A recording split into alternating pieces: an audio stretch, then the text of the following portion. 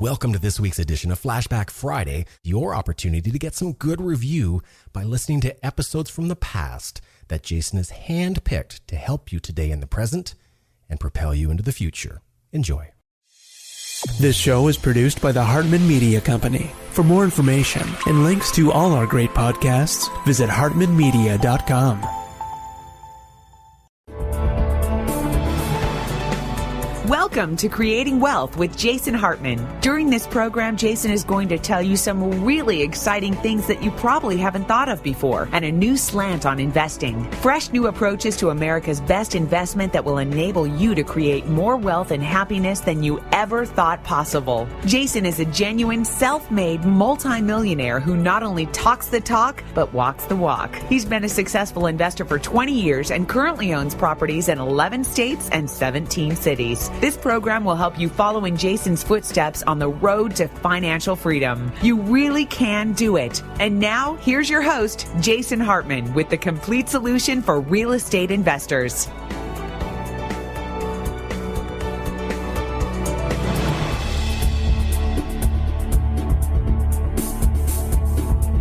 Welcome to the Creating Wealth Show. This is your host, Jason Hartman, and this is episode number 245. Today we're going to talk about the forgotten man. Yes, the forgotten man. What does that mean? Well, that's the title of a book, actually the second book, I believe, by Amity Shlaes, who will be our guest today, and we will be with her in a few minutes. But before that, as is customary, wanted to just talk about a few things here. Got a stack of papers on what you shouldn't do and why you shouldn't do them, and we're going to talk about that. But before we get into that, let me remind you, join us for Meet the Masters in March in beautiful Irvine, California at the Hyatt Regency Irvine. We've got a great event there coming up. A lot of you are registering. The room is filling up, but we do have a larger room this time, so we're able to accommodate more people, and we did get an extension on that room block where the hotel allowed more rooms at the $99 rate. But again, I can't make any promises about how long they'll keep that up. By the way, if you're flying in, the airport code is SNA for Santa Ana or John Wayne or Orange County Airport. It has three names, really. You don't need a rental car. Shuttle is right there from the Hyatt Regency to the airport, and you could almost walk that. Not that you'd want to, but you can take a cab too. It's super close, so it's real easy. Just fly in. You'll be right there. Everything you need is at the hotel, and there are some things within walking distance of the hotel too. So don't bother with a rental car. It's not necessary. And weather's great in California, so if you are in parts of the country or the world, we've had people fly from around the world to this event and some of our other events where the weather isn't so nice. Take a break from that weather and call it your spring break and come to Southern California and maybe go to Disneyland, enjoy the beaches, enjoy the nice climate there, and just be glad that you don't necessarily live there, because then you'd be paying ridiculous taxes and would have an incredible amount of government intervention in your life. I'm so glad I don't live there myself anymore. No offense to our California listeners, but I know you're smart because I know you listen to this show, and I know you're probably thinking, when am I going to get out of the Socialist Republic of California? Because I wanted to for years, and I finally did it, and I've not looked back so far. I'm really glad I did. So, we've got Dan Ammerman, as I mentioned, coming up. Why do I mention him? If you're listening to this show for the first time today, you probably don't even know who that is. He's a really good writer and really good charter financial analyst who talks about the effects of inflation and monetary policy. And I just think he explains this stuff so well. And I recorded an interview with him. I think that was the third or fourth one for the show. We have not published it yet. But some of the stuff that we didn't talk about in that upcoming show that you'll hear, that upcoming episode that you'll hear about arbitraging Fed policies with rental housing cash flows, I just wanted to kind of talk about some of those here for a moment and remind you of what is arbitrage, first of all? When people say that, what does that really mean? Well, there are all sorts of more academic definitions to it, but like me, if you listen to my show where I talked about derivatives, the way I explain things is a simpleton, and I think that is the mark of good communication skills. If you look at President Reagan, that was one of his really great skills, was communication, and he just made things simple. Stop overcomplicating things. And so my very silly, simple definition about derivatives, what's a derivative? Well, I said to you on several episodes ago, I said, a derivative is the thing about the thing. How do you like that for a definition? It's the thing about the thing. So arbitrage is just exploiting the differences in something. So if, for example, the rate of inflation is 9.5%, and the interest rates at which you can borrow money is, say it's on a long-term fixed rate, 3-decade, 30-year mortgage that you're not going to be paying off until 2042. Okay, amazing. What is that? Well, you're arbitraging inflation, right? And that would be if you had to pay the debt. And so that would be on like your own home. It's still a great deal. You get paid to borrow money. But what if you outsource the debt to a tenant and they pay the debt for you and you're still getting the arbitrage? That's like I call that the double inflation arbitrage. I've referred to it that way for 7 or 8 years now. And what Ammerman talks about in this report that we didn't talk about in the upcoming show is some things I wanted to share with you. He concludes this report on supply, demand, rents, and vacancies, and points out a couple really interesting factors, and I'm going to add some of my own thoughts to this, as I usually take the liberty of doing. So I'll take a little artistic license here, as I always kind of do.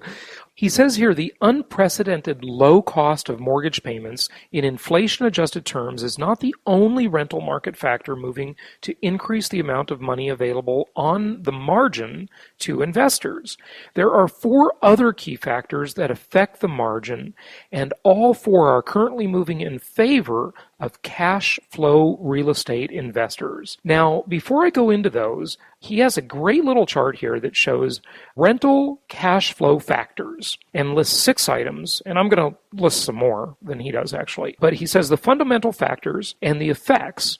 Okay, so fundamental factor number 1, record low interest rates. Cash flow effect, positive for you as the investor, up. The arrow is pointing up, so that's good news. Number 2, falling property prices. The cash flow effect, the arrow is up. It's positive for you. Number 3, increased societal demand. Cash flow effect, positive for you as the investor. Number 4, decreased new construction. Cash flow effect, positive for you as the investor. Number 5, decreased vacancy rates. Cash flow effect, positive for you as the investor. And the last one he cites, increased rents. Cash flow effect, what do you think I'm going to say? Of course, that's positive for you as the investor. So he goes on to point out, number 1, increasing demand. According to the Census Bureau, the maximum rate of home ownership in the U.S. peaked, and we've talked about this before on the show, by the way, between 2004 and 2007, reaching at least 69% in one quarter of each year. By the fourth quarter of 2011, this number had fallen to 66%. Now remember, folks, this is my commentary, what we've talked about before. Every 1 percentage point in homeownership rate, either up or down, equates to approximately actually a little bit more than 1 million renters. Welcome to this week's edition of Flashback Friday, your opportunity to get some good review by listening to episodes from the past that Jason has handpicked to help you today in the present and propel you into the future. Enjoy. So what does that mean? If it goes from 69% to 66%, it's over 3 million new renters, okay? It's probably about 3.5 million new renters there, okay? Now, if we turn the numbers around,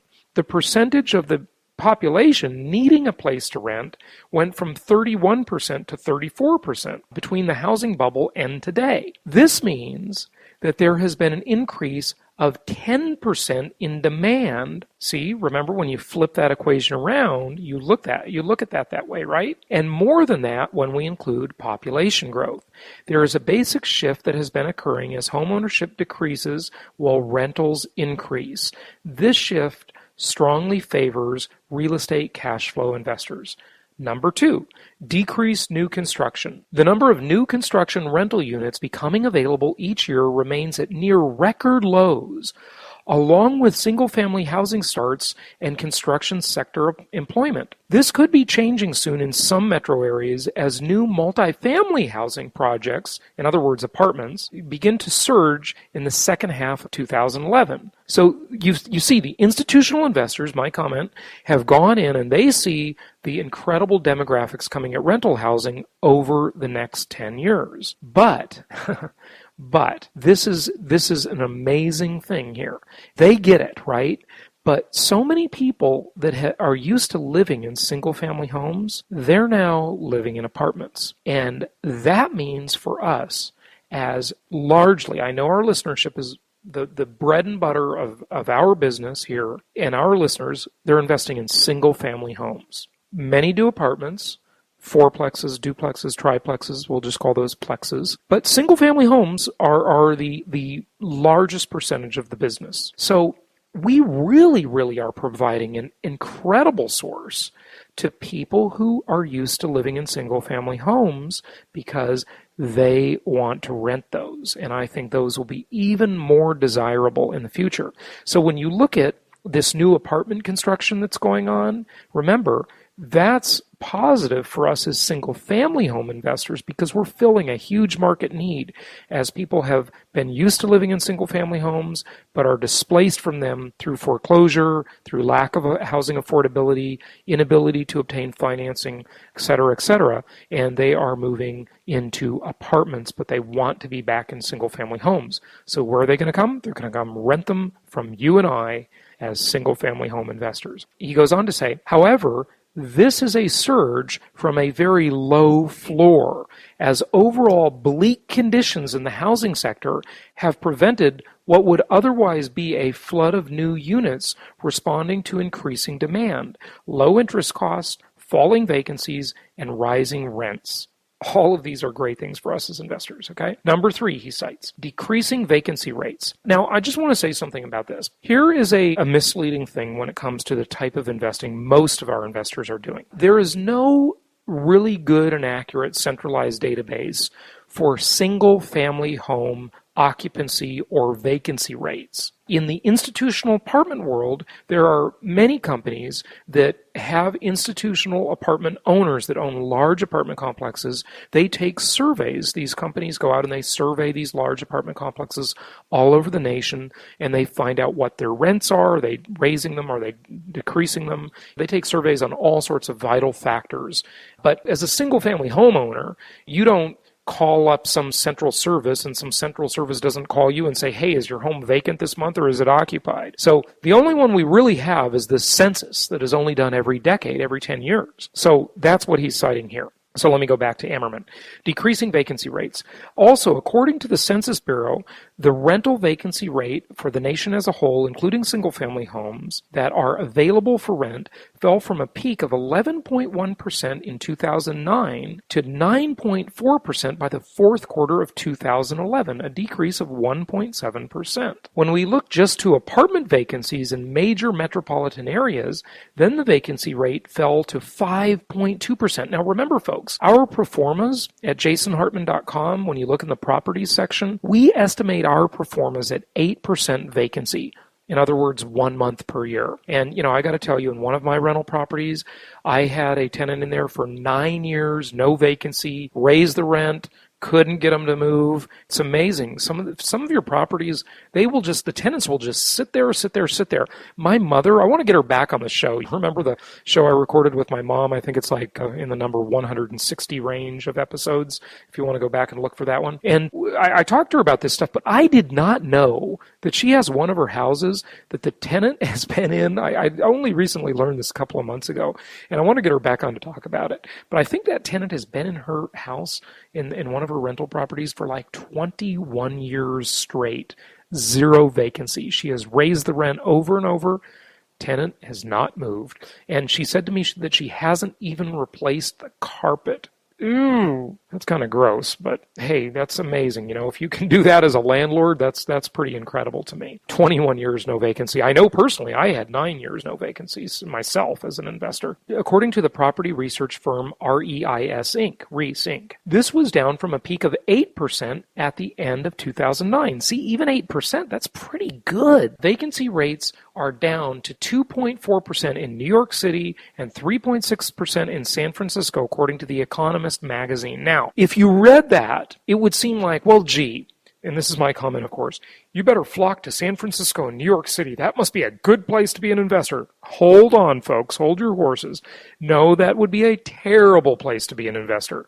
first of all, incredibly tenant-friendly and incredibly landlord-unfriendly. They call it the Socialist Republic of San Francisco, and New York is the same, where they have rent control.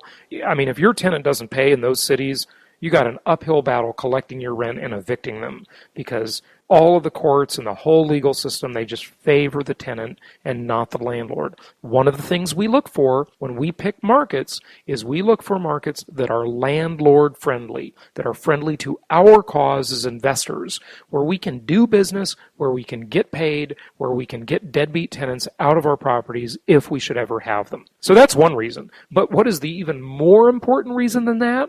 Well, the RV ratio, the rent to value ratio, of course. In a city like San Francisco or New York, I mean, you know that in those cities, little crummy condos cost a fortune, and the rents do not keep up in terms of a rent to value ratio, the RV ratio. They don't keep up at all.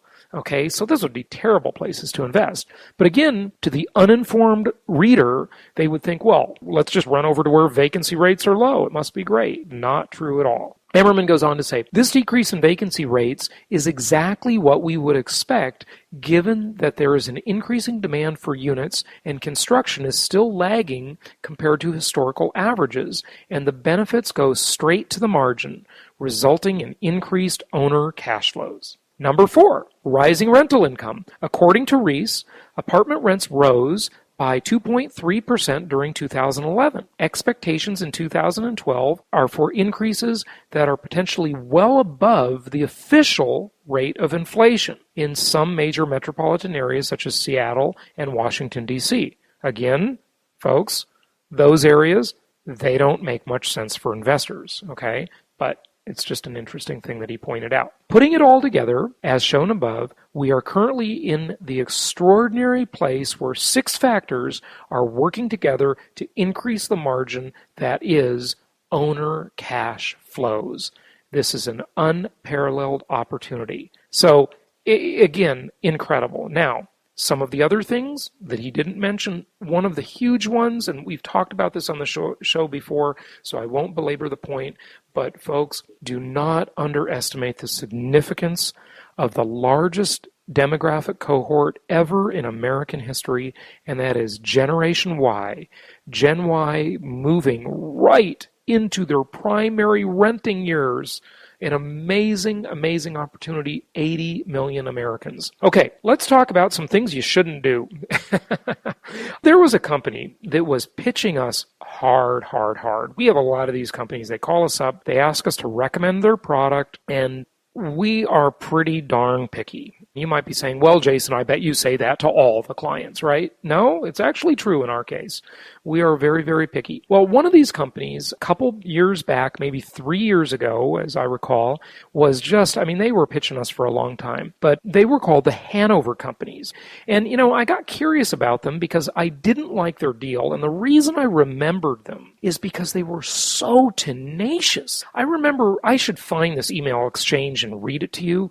If I can find these emails from 3-4 years ago, they were just, it was like insulting. They were just angry with me that I would not do a deal with them, and they couldn't get into our group to sell their product to you, our listeners, and our client base and our followers. And, I just didn't like their product. I thought it was overpriced. I didn't think that the rents made enough sense compared to the other product we had.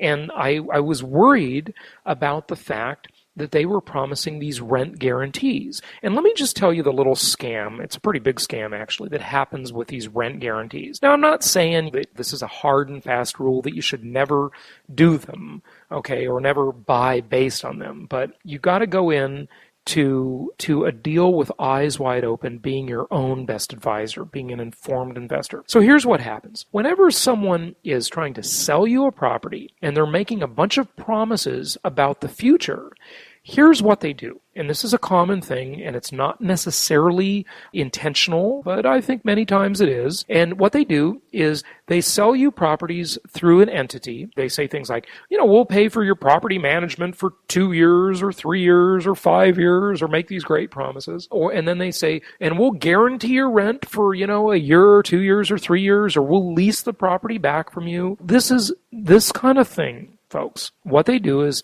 they have multiple entities, multiple corporations or LLCs that they do business under. A lot of times these corporations and LLCs kind of carry the same name or similar names. And, that's not necessarily wrong in and of itself. Here's where it goes wrong, though, for you as the investor. When they sell you the property and the entity making this promise of the future, what they do is they sell a whole bunch of properties under this entity, and then the entity just goes bankrupt. And it's unable to keep its promises.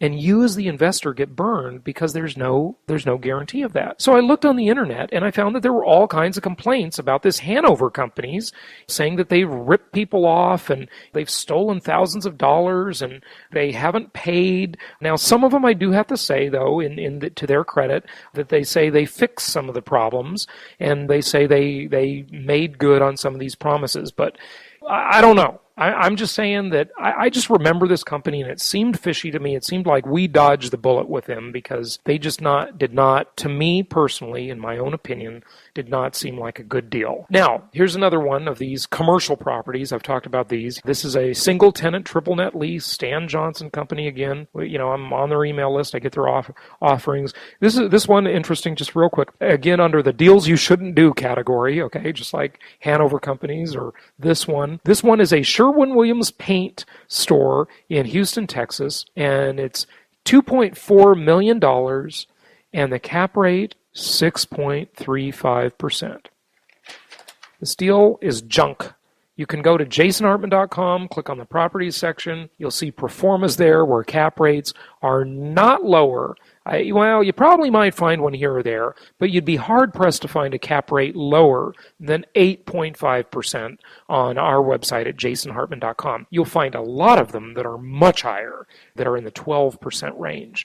So there you go again. Under more stuff you should not do, I would not do this Central American stuff, this Nicaragua, Costa Rica stuff. Think about it, folks. I hear from investors all the time that have trouble enforcing their leases, that have trouble collecting from tenants who skip out on a lease, that have trouble collecting from tenants that damage a property after moving out. What if you're a foreign country, for God's sake? I mean, it's tough enough to do that in America, where we are the best rule of law country on earth, where you really have a strong infrastructure of court systems, of credit reporting, of ways to collect from people. The U.S. is probably the best at that, where you've got rule of law. What are you going to do in these countries with no infrastructure like Nicaragua and Costa Rica, where they have huge crime problems and razor barbed wire around the houses and bars on the windows and roads that are so bad, it's unbelievable. I remember when I was in Costa Rica and when I was in Belize, two of these third world countries, basically, driving on those roads, it is insane. I mean, these roads, the potholes are so bad, you will get whiplash driving on open highways. I mean, it is dangerous. And if you've been there, if you've been to these places, you know exactly what I'm talking about. Why the heck would you be silly enough to invest in these places?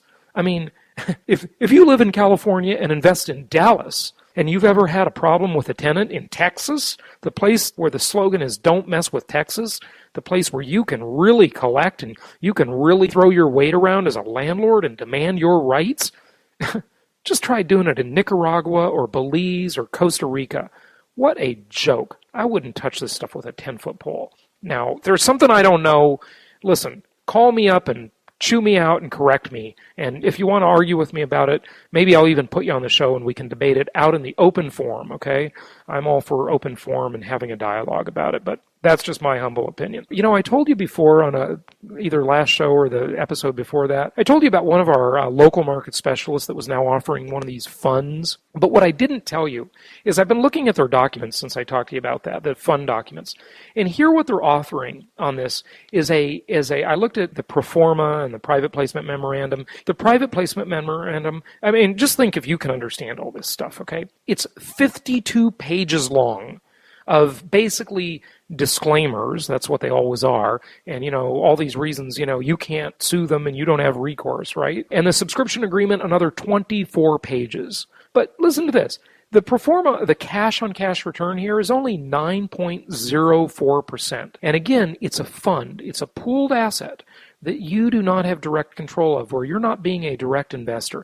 Now another one of our local market specialists is offering this thing, and they want me, they want to come on the show, they want to promote it, and folks, I think it's going to be a cold day in hell before I'm promoting investments like this. But again, I'm open to having my mind changed. I just know that commandment number 3 of my 10 commandments that has served me so well, and I know it has served so many of you so well, is thou shalt maintain control. Be a direct investor. Don't leave yourself susceptible to the 3 major problems of not being a direct investor, of investing in pooled assets.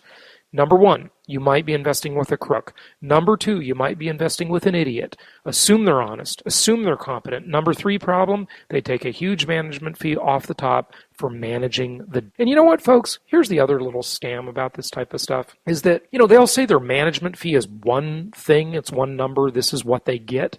And you'll think as an uninformed investor sometimes that, hey, I'm only paying them X%. I'm paying them 1.5%. But that's not really true, because they're bearing all sorts of other costs into operating the fund, all sorts of other, quote, business expenses, unquote, travel, wining and dining people, getting incentives from the contractors that they're doling out work to. Folks, just be a direct investor. Maintain control. Follow my 10 commandments of successful investing. You'll stand a much better chance of being a good, successful investor. It's tax time coming up here, and everybody, I tell you, we have had clients over the years that are sometimes only moderately happy with their real estate investments. And they don't get it because they don't know how to keep score. They don't know how to count. They don't know how to do the math that comes with income property investing. And one of the things that usually turns these moderately happy people around, or these semi-dissatisfied people that don't think it's going that well because they don't know how to keep score, you know what turns them around? Doing their taxes. When they realize that they've just invested in the most tax-favored asset in America, and they've got tons of tax advantages. Or when they make a profit on a property, and they want to do a 1031 tax-deferred exchange into another property, and they don't pay any tax on the gain like they do on a business, the sale of a business, the sale of stocks, or any other pooled money asset. Now, look at this one. I got this one newsletter. Yes, I do have a little stock account, and I've got hardly any money in it, but it's basically in a couple of resource funds, which they haven't done that great, but I'm not completely out of pooled assets, but I'm on my way. And by the way, another one of my loans paid off on my private loans the other day, a hard money loan, private lending that I do. Wow, I just love earning 12 1/8% plus a little funding fee. I got paid off on this loan in like 28 days. Yeah, it was a really, really, really short-term loan. But I made some good money, and I got my money right back. One of the things I also want to mention about this private lending, and by the way, if you're interested, just shoot me an email directly, jason@jasonhartman.com. I'll be glad to refer you to people. And, one of the other things I just want to say about it. Bernie Madoff. Bernie Madoff was running Bernie Madoff. No, I think it's Madoff because he made off with like $60 billion. He was running a Ponzi scheme, of course, very famous one. There are many of them out there. He's not the only one. And he got the idea, he said, from our Social Security system. Isn't that funny? That the government doesn't get arrested, but Bernie Madoff goes to prison. He just modeled the Social Security system because that's what it is, a Ponzi scheme, but enough snarkiness there. But what is amazing, and what I'd say you need to do to protect yourself when you're doing private money lending, I outlined some good tips on the last show, and do all of those. But there's one more thing I didn't mention. Every time you do a loan, I want you to take your money back. I don't want you to leave it in and roll it immediately into a new loan. Because this is the one assurance that you have that you make it very hard for anybody to ever run a Ponzi scheme. You take your money back every time. So every time I make a private loan or a hard money loan, I get paid off, I put the money in my bank, and then I say, okay, you got another deal for me? I look at the new deal, I follow all my steps, my due diligence, and then I wire them the money for the new deal. Yes, it does have the cost of being, a little slightly bit more of a hassle, but also I have to wire the money back to them. It's out of play for the time that it's not invested. It's not deployed. It's not earning interest during that time, which hopefully will be minimal, just a week or so. But you take your money back And by doing that, you make it very, very difficult for anyone to ever run any kind of a Ponzi scheme. Just a little other tip. I know I am incredibly paranoid, but that's what I suggest you do. Back to tax-favored assets. Income property, the most tax-favored asset in America. I got this newsletter from one of these stock accounts telling you how to calculate your gain on your stocks. At tax time, the biggest hassle in doing your tax returns of all is your stupid stock portfolio. Any Wall Street related investment, it is such a mega hassle to calculate the basis, the cost basis for that stock and the gain. You've got to go back, and if you're trading, I mean, what a mess.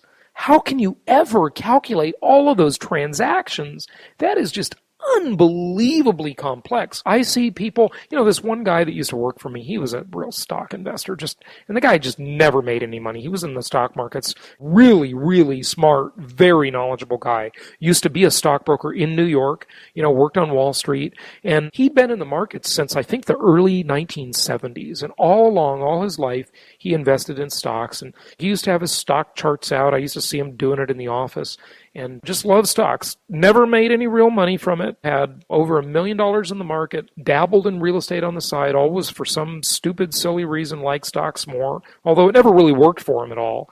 But I remember one time seeing him do his taxes. He'd come in the office to do it because he wasn't distracted at home. And I mean, unbelievable complexity. He had all of these papers and these stockbroker statements out, and he had to calculate the basis for every stock, for every trade, and the gain. I mean, unbelievable. Real estate is so simple. The little Schedule E, if you're using Property Tracker, it just makes it so easy.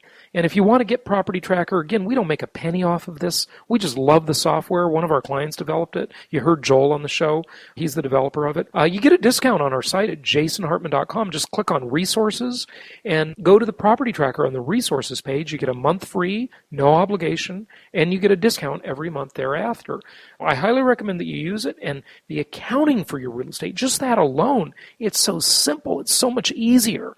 Okay, enough said. Let's go to Amity Shlaes and talk about The Forgotten Man. This is a very interesting book. You've probably heard of it. It's quite famous.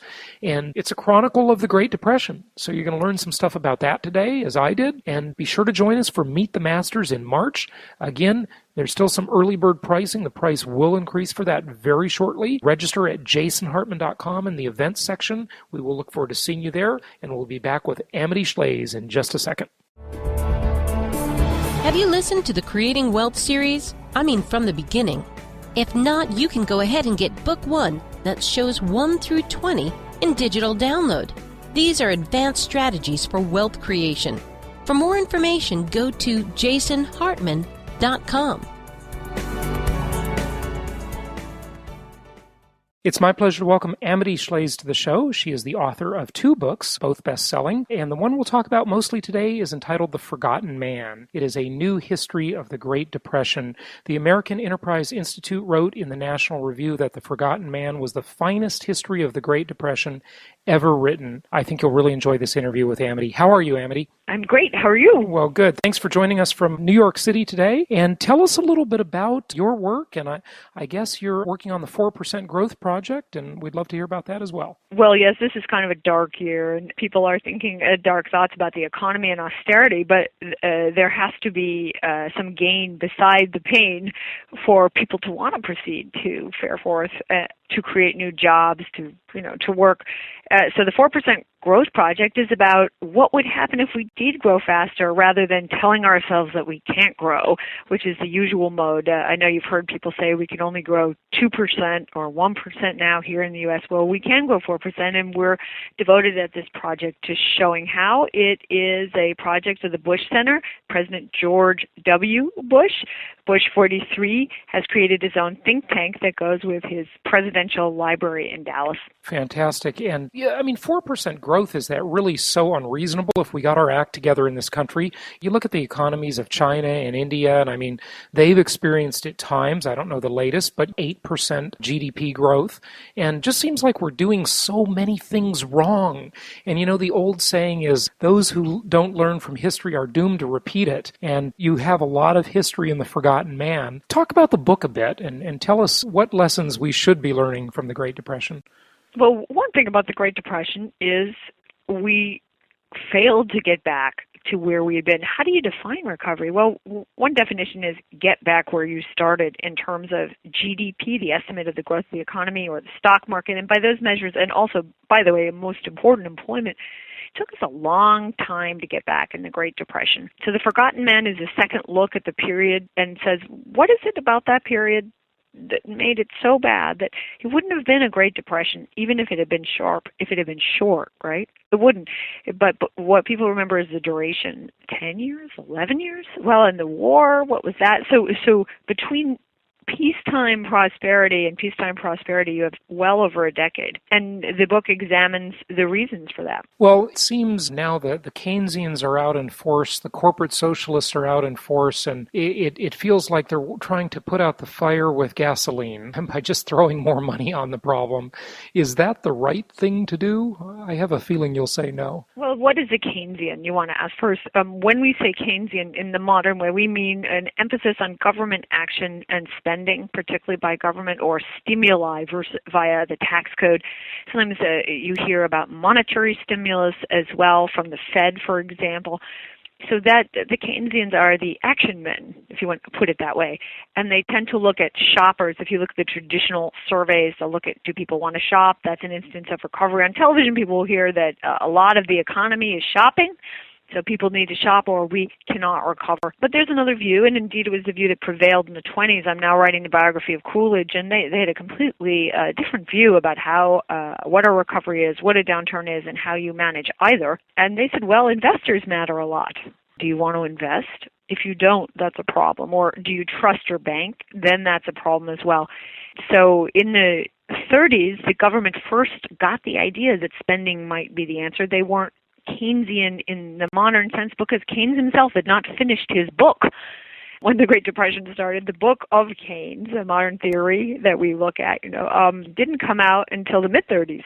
So what was going on? Well, we had proto-Keynesians in the U.S. I described some of them in The Forgotten Man. Catchings was one. And they said, spend to get growth, spend to bring the economy back. And that was the philosophy the government sometimes applied, not consistently, in the New Deal period especially. And when we talk about The Forgotten Man, what does that really mean, The Forgotten Man? I mean, the title of your book is interesting in and of itself. Well, Roosevelt spoke of the Forgotten Man at the bottom of the economic pyramid. So you imagine the pyramid, that's the poor man, the homeless man. He was the forgotten man of Roosevelt's speech. FDR gave a wonderful speech where he said, we won't forget the forgotten man. And some people have traced that back to liturgy. You can find in liturgy references, forget not, and so on. And what's interesting is that there was another forgotten man in the American philosophical discussion before Roosevelt's forgotten man, and probably not related to the liturgy. And he was a different forgotten man. He came from the philosopher William Graham Sumner, who used a little algebra to describe the forgotten man. And he said, so you imagine the letters A wants to help X, X being the man at the bottom. We all want to. That's charity. X is poor. He's down there at the bottom of the pyramid. B wants to help X. A and B want to help X. We all have that impulse.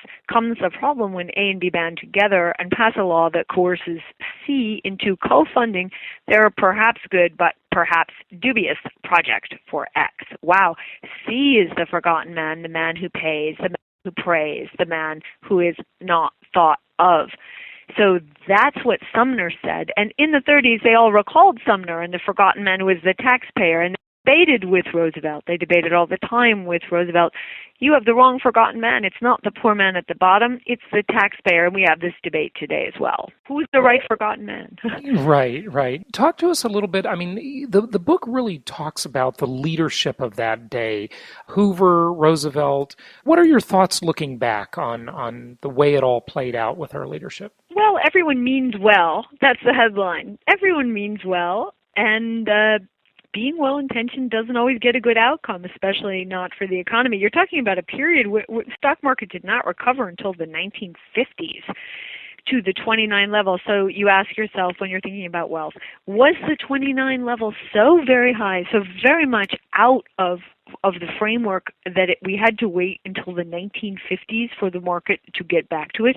Or what else caused this delay? And my theory, the evidence that I look at suggests that the market was too high in 29 indeed, but not so high that we had to wait so long, all the way to the 50s, for it to come back to the 29 level. It was more that the market was depressed in the 30s and even the 40s. So, wow, that's a big deal. That's relevant to us today. What makes the stock market fail to come back, choose to stay low? And what is that? I mean, well, frankly, the bottom line, one line, the thesis of the Forgotten Man book is that it was government intervention. Government made it worse. Republican government and Democratic government. The federal government butted in too much. You just say it like that. So first, the Forgotten Man book starts with Herbert Hoover, who was a Republican, supposed to be do nothing, Mr. Laissez-faire. He wasn't. I mean, temperament matters a lot with these people. So Hoover might have been a nominal Republican or a nominal Democrat. He happened to be a nominal Republican, but it was his temperament that was the issue. He was a control freak. He was very famous in his day as a businessman, a can-do businessman. When other people were silent, he would jump in. That was his nature. He required a great deal of admiration in an interaction. And he was used to the superhero rescue role. He had fed starving Belgium in the period of World War I. He had rescued the South during the great flood we had, the Katrina of the period, Mississippi flood 1927. He was accustomed to being the superhero, and when there was trouble in the economy, he leapt in as president. Many of the things he did were counterproductive, including signing a tariff bill that hurt our friends in other countries, raising wages, or more specifically, putting upward pressure on wages at a time that employers could ill afford to pay higher wages, through laws such as the Davis-Bacon Act, which you still hear about today, upward pressure on payment for government contractors, raised taxes.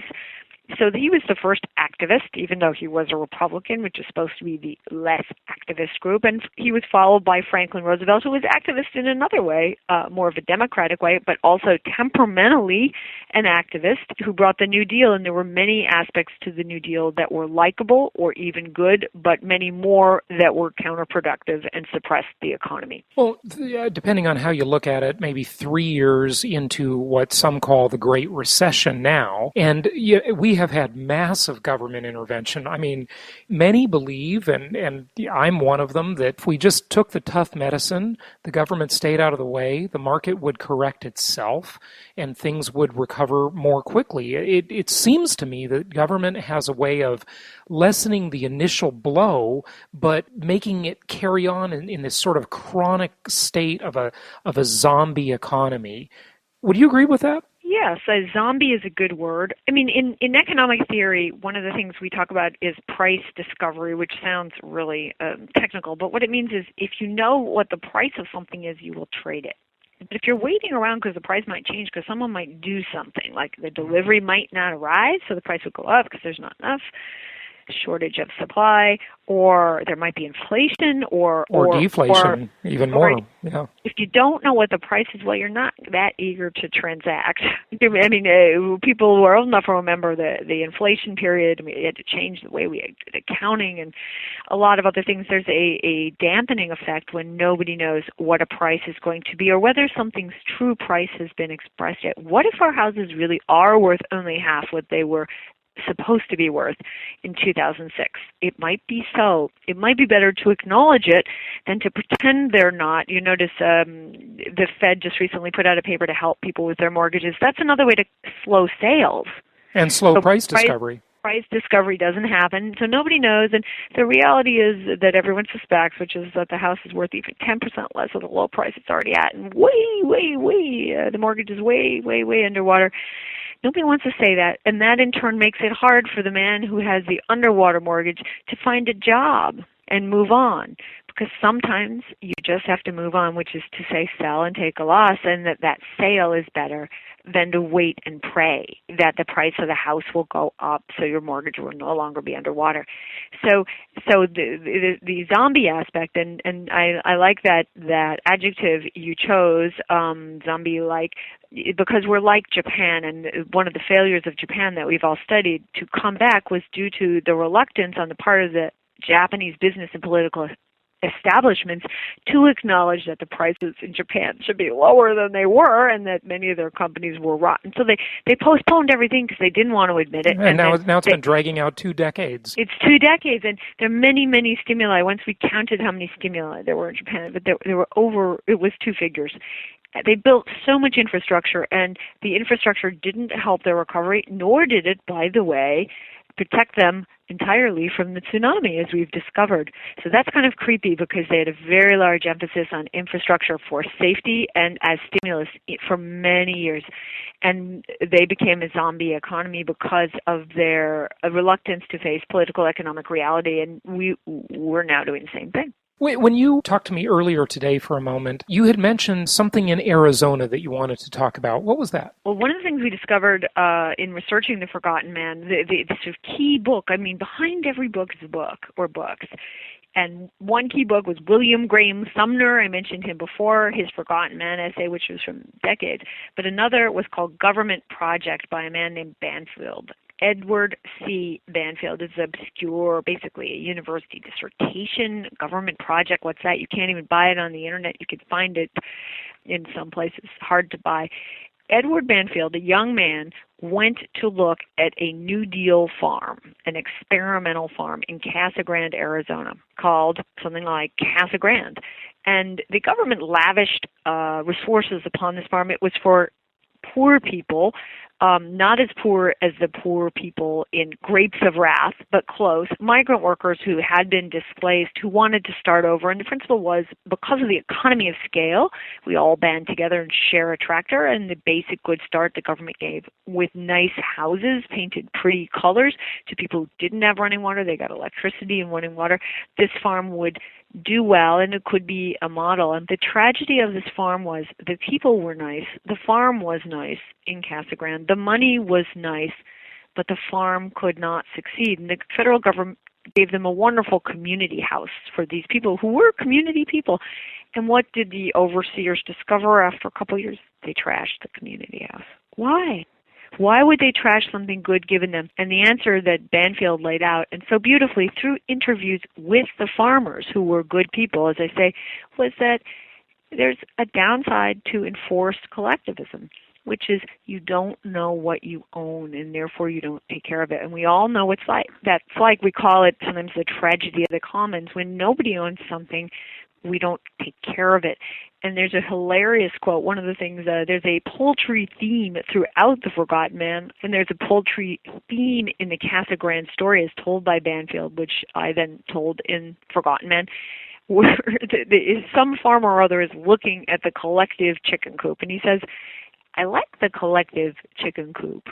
I like the chickens, but I keep forgetting which chicken is my chicken. And that is the impulse. People like to own. They like to know what's theirs, and when you go against that through theory, even with bountiful gifts, you tend to fail. So I love that story, and probably that area is now a shopping mall. Casa Grande is urbanized now, but it's part of their history, and I did once talk to a librarian there. I'm trying to figure out now for my new book, which is a bio of Calvin Coolidge, this is near the Coolidge Dam, whether Casa Grande became arable because of the Coolidge Dam or other dams, maybe because of the Hoover Dam, and that someone in your constituency will have to tell me why there were great areas that became farmable and had not been before. I think this was one of them. What was the change that made it possible to farm at all in Casa Grande? We'll be back in just a minute. Are you interested in a property outside of our network? Do you need a second opinion? No problem. Let Jason's experts evaluate the deal. Our deal evaluator is only $50. For more information, go to jasonhartman.com now. Well, what your point is very well taken. The collective simply doesn't work. And I mean, you look everywhere on the planet and everywhere throughout history, and enforced collectivism has always been a disaster. There is literally no exception, at least not that I know of. Because when it's everybody's money, it's nobody's money. When it's everybody's land, it's nobody's land. And when you look at the disasters, the environmental disasters in communist countries or formerly communist countries, when the Soviet Union opened up, I remember reading in a Greenpeace magazine how they just had such bad care for their land and such bad stewardship. And you would mostly think of environmentalism as a left-wing thing. And you'd also think, I guess, of collectivism as a left-wing thing to whatever degree you want to make it. But nobody cared about it because nobody owned it. When I was in Cuba, I remember looking around thinking how ramshackle things were and how people just littered everywhere. And if you want people to care about something, let them take ownership. Let them be at stake. Well, yes, and when we debate the tragedy of the commons, that area, the answer is private property. You know, when you have high school debaters and you're talking to them, well, what is the answer to when we all graze our sheep in the same place and then there's no grass left? Well, it's that you have some kind of stake in what happens to the quality of that grass, whether it grows back. Then you begin to manage it, and that whole side of environmentalism and of resource management is fascinating. So I was just completely blown away by this book by Banfield, where he went with an open mind and found to his sorrow that these farmers failed. And what I want to mention something that's very interesting about regret and policy. All politicians work in agony because their policies don't get implemented the way they want them to be implemented, and yet they have to take the blame for the outcome, right? It's a rough job being a politician. And the person who helped to create this farm was named Rex Tugwell, who was a famous New Dealer. The right-wingers always made fun of him. His name, Rexford Guy Tugwell, was his full name. And he was a thoughtful economist who happened to believe altogether too much in the economy of scale.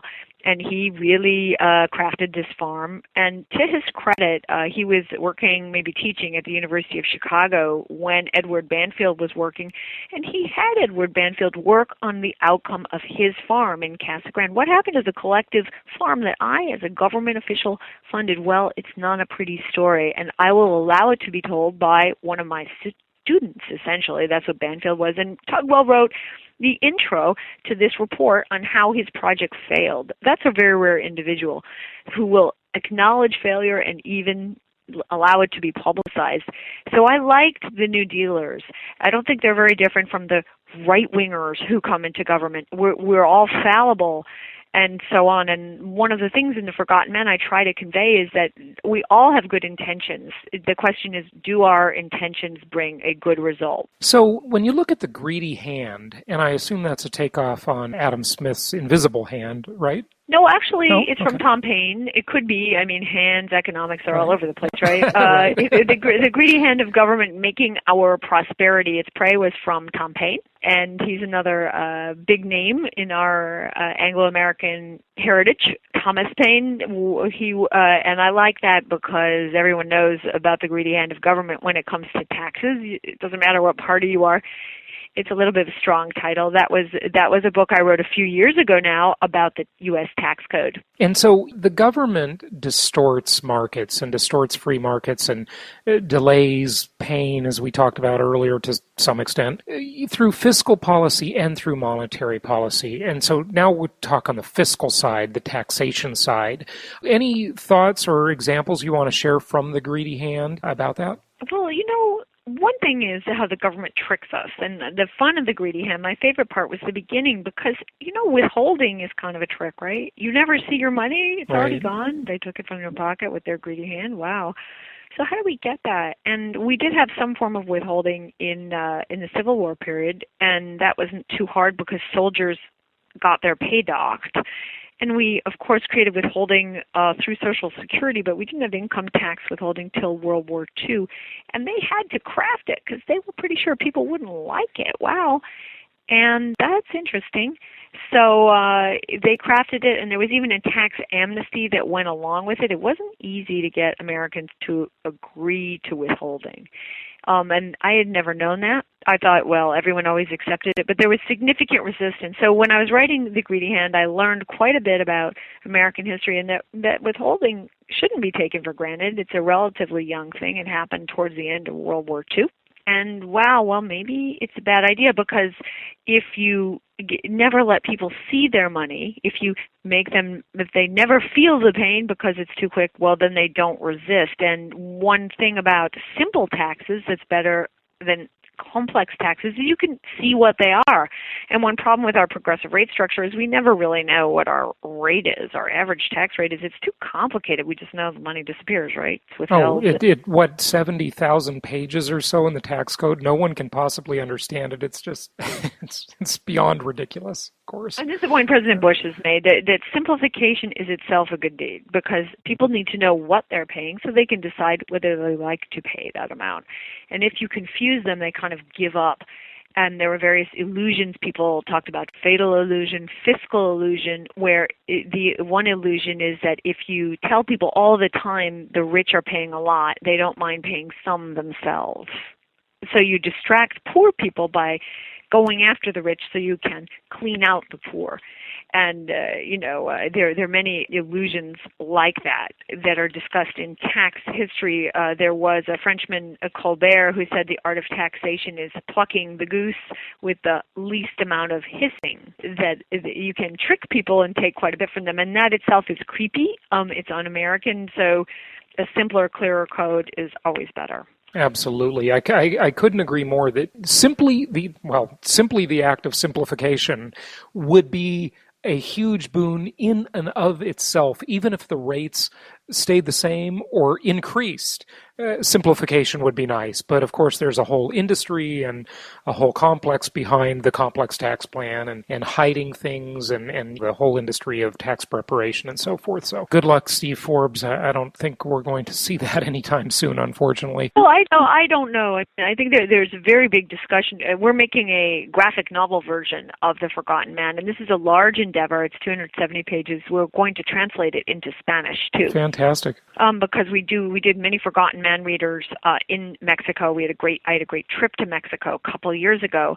It's just they don't really necessarily want to read a 400-page tome about American politics, which The Forgotten Man has that aspect. So I think lots of people understand this viscerally, and now one of the silver linings of the cloudy time we have now is that people do begin to understand the beginning of the need for change. When the Greedy Handbook came out, things were going so well that there was no urgency to a tax book.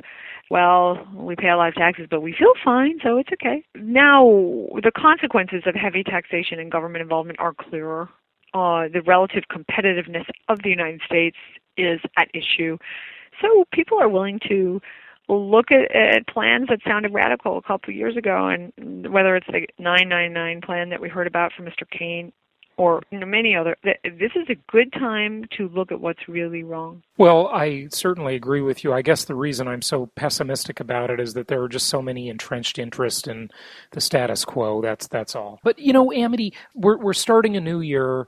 Do you have any thoughts or predictions or advice for the future, for 2012, and those all being lessons couched in history and your writings and so forth? Do you think we'll see inflation? Personally, I've been looking for inflation for years. It hasn't showed up yet. I know. There is lurking around. One of the tricks of inflation is inflation expectation, the question of whether you imagine that inflation could be possible. So the achievement of Chairman Volcker, the old Fed chairman who Paul Volcker, sure, was to make it clear that nobody could expect inflation under him. And he had to be quite dramatic to do that, right? It hurt a lot. If we recall what it cost to get a mortgage, 21%. That's what it cost. That was how. I mean it, 20%, right? 18. Well, now we know that all bets are off, and nobody seems to particularly worried about inflation. So eventually, inflation expectation, even if they don't increase the amount of money, will drive interest rates up. And I'm concerned the faster we can reduce inflation expectation by declaring the period of stimulus through monetary over, the less pain we're going to have. But right now, we're hearing from the Fed the opposite. They They just see low interest rates as far as the eye can see and are not concerned. Any other thoughts or advice, though, for the future, for the new year, that people can... Just, share books with your children, read books. I'm really excited about the Forgotten Man graphic. The artist is a cartoon master named Paul Riveau. He's from Canada. He's been working on this for several years. He's a brilliant drawer, and I think if we can tell the story of what's happening, then we will succeed because the story is the truth.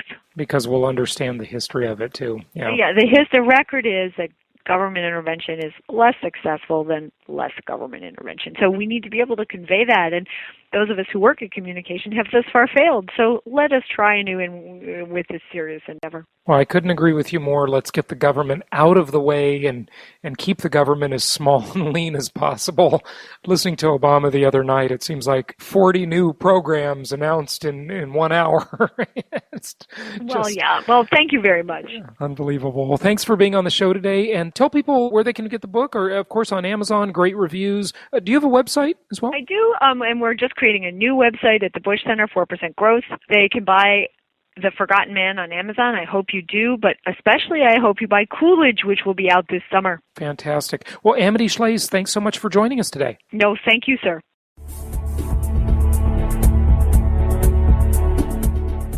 This show is produced by the Hartman Media Company, all rights reserved. For distribution or publication rights and media interviews, please visit www.hartmanmedia.com or email media@hartmanmedia.com. Nothing on this show should be considered specific personal or professional advice.